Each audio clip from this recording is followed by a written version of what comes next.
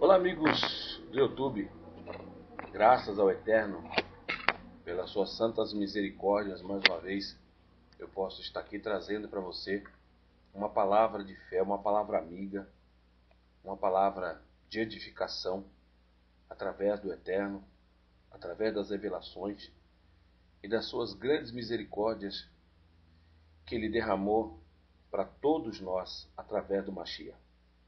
Eu gostaria muito de falar no último vídeo que eu postei, chamado Saia da Babilônia, mas não entre no legalismo judaico messiânico. Por que eu postei usando justamente esse título?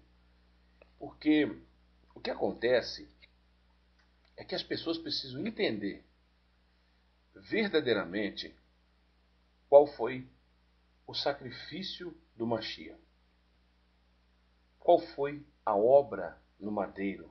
Por que o Eterno levantou o apóstolo Shaul, conhecido como apóstolo Paulo, para levar as pessoas à verdade sem o legalismo judaico? Quando eu estou dizendo sem o legalismo, não é abolindo a Torá, não é tirando a Torá e nem os mandamentos, os mitzvot, para poder as pessoas ficarem à vontade na libertinagem. O que eu estou falando é o legalismo, porque muitos saíram tentando prender ao invés de libertar as pessoas do sofrimento e da angústia. E nós temos visto que a nossa luta contra a Babilônia, contra as forças de Hassatã, e nesses últimos anos para cá, nós temos trabalhado, empenhado, evangelizando, levando aos corações das pessoas a palavra do Eterno, para tirar e desnudar essa Babilônia, mostrando para as pessoas a verdade, aos filhos do Eterno, às ovelhas. Então eu gostaria muito que você abrisse os seus olhos, para você não cair nesse engodo, que você tem que se tornar um judeu. Até muitos até querem se naturalizar, como a gente tem visto, pessoas querendo se naturalizar judeu, porque acham que não vão para o céu, que não serão salvos, porque foi passada essa informação para elas. Alguns judeus messiânicos têm passado essa informação que ela tem que se naturalizar. Como isso dá a entender que o sacrifício que Yeshua fez no madeiro não valeu de nada. Eu quero mostrar para você, dentro das Escrituras Sagradas, dentro das Ketuvins, que a obra do Mashiach começa principalmente em Cornélio. Você que está com a sua Bíblia em Atos dos Emissários, Atos dos Apóstolos, Aqui na Brit Hadashah você vai ver juntamente comigo agora em Atos dos Apóstolos, capítulo 10. Vamos buscar informação, porque tem informação nas Escrituras Sagradas. Que, na realidade, você precisa ter conhecimento. Você não pode se prender a um conhecimento, porque veio do rabino, veio dos anciões. E não é falando mal dos anciões, tem muitos anciões de Israel, até aqui mesmo no Brasil, muitos rabinos que são homens de respeito, homens do Eterno, realmente, homens iluminados, São homens que têm a quevode do Eterno cercado dessa quevode maravilhosa, dessa glória maravilhosa do Eterno. Mas existe aqueles que são obscurecidos, que são legalistas, que até têm um certo sentimento contra nós, que somos a oliveira enxertada. Que somos enxertados. Nós que fomos enxertados, tem muitos que têm algo contra nós, porque eles se julgam os melhores, se julgam os donos da verdade, e sendo que, na verdade, Yeshua mesmo deixou claro, Yeshua deixou claro, inclusive, em Yohanan, em Yohanan 10,16, Yeshua deixou bem claro que ele tem outras ovelhas que estão em outros apriscos. E quando Yeshua falou aquilo, que ele precisava de ir para outras ovelhas que estão em outros apriscos, ele estava falando justamente sobre o povo gentio, o povo goim, os goim, os goim. Ele sabia que os goim iam aceitá-lo. E o próprio Yeshua, só que ele não podia, porque ele veio justamente para Israel. Mas ele ia enviar os emissários, ele ia enviar os apóstolos, como ele enviou Kefa e Shaul. Então ele precisava apenas de passar pelo sacrifício para que essa obra se completasse tanto no meio do povo judeu, como também para os gentios, porque o Eterno queria estabelecer uma congregação. O Eterno queria ser louvado e glorificado pelos gentios. Então é importante você saber disso para você não cair no legalismo e acabar se tornando uma pessoa insuportável e até perder as bênçãos que o Eterno tem para a sua vida, porque você acaba perdendo a sua identidade. Você tem que ter a identidade do Machia e não a identidade de Moshe. Porque quando Moshe recebeu a Torá, ele falou que era terrível, era dura coisa seguir todos aqueles 603 mandamentos que foram dados. E o próprio Yeshua deixa bem claro, ele diz, quem vos acusa é Moshe. Eu não vim vos acusar. Então ele deixou bem claro que Moshe, quando diz Moshe, não era Moshe, era a lei. As leis acusam para que nós reconheçamos que somos pecadores e que necessitamos do Salvador, do Machia. Então muitos estão querendo viver somente na Torá. E estão dizendo que são judeus messiânicos. Estão dizendo que são convertidos a Yeshua, mas só estão vivendo na Torá. Em Hebreus capítulo 2, a palavra do Eterno diz que quem tem mais valor? O dono da casa ou Moshe? Por que ele fez essa menção aos hebreus?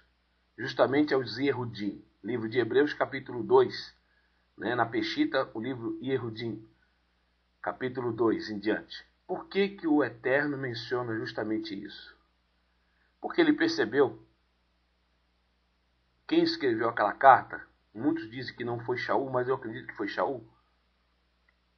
Eu acredito que foi o apóstolo Shaul, porque a gente identifica muitos escritos em Coríntios da mesma expressão, né? Então a gente percebe que o Eterno estava a todo tempo querendo levantar no meio dos Goim uma carral, querendo levantar a congregação, não somente em Israel, porque Israel, vamos falar o português claro, eu posso citar inúmeros capítulos da corrupção que já existia. Em Jeremias 5:31, Ezequiel 22:26, Oséias 5, versículo 1, 6, capítulo 6:9, Malaquias 3:11. Eu posso citar dezenas, centenas, se for preciso, de passagens no Velho Pacto, na Antiga, na Torá. Não digo a Torá, mas eu digo os profetas principalmente, apontando inúmeros erros de profetas que estavam profetizando por Baal, sacerdotes que estavam sacrificando nas ocultas aos demônios. Inclusive isso está em Ezequiel 8:14. Então o Eterno sabia que o culto já estava muito contaminado. O Eterno queria sair. O Eterno queria levar a sua Kevod, também os Goim, levantar uma igreja pura, um ministério onde as pessoas pudessem adorá-lo em espírito e verdade. E essa obra começa na casa do centurião Cornélio. Atos capítulo 10, Atos dos Apóstolos, capítulo 10. Acompanhe comigo para que você cresça no conhecimento da verdade e não do legalismo. Atos 10 diz assim, havia um homem em Cesareia, um homem por nome Cornélio, centurião da corte chamada italiana, piedoso e temente a Elohim, com toda a sua casa, o qual fazia muitas esmolas ao povo, de contínuo orava a Elohim. E este, quase à hora nona do dia, viu claramente numa visão um melahim de Elohim, que se dirigia para ele e dizia, Cornélio, o qual, fixando os olhos nele, e muito atemorizado, disse, o que é, Senhor? Disse-lhe, as tuas orações, tuas esmolas têm subido para a memória diante de Elohim. Agora, pois, envia homens a Iafo, e manda chamar a Shimon, que tem por sobrenome Kefa, que era Pedro. E este está com um certo Shimon, curtidor, que tem a sua casa junto do mar. Ele te dirá o que deves fazer. E retirando-se o Melahim, que lhe falava, chamou 2 dos seus criados e um piedoso soldado, dos quais estava a seu serviço. E, havendo-lhes contado tudo, os enviou a Iafo. Então, veja bem.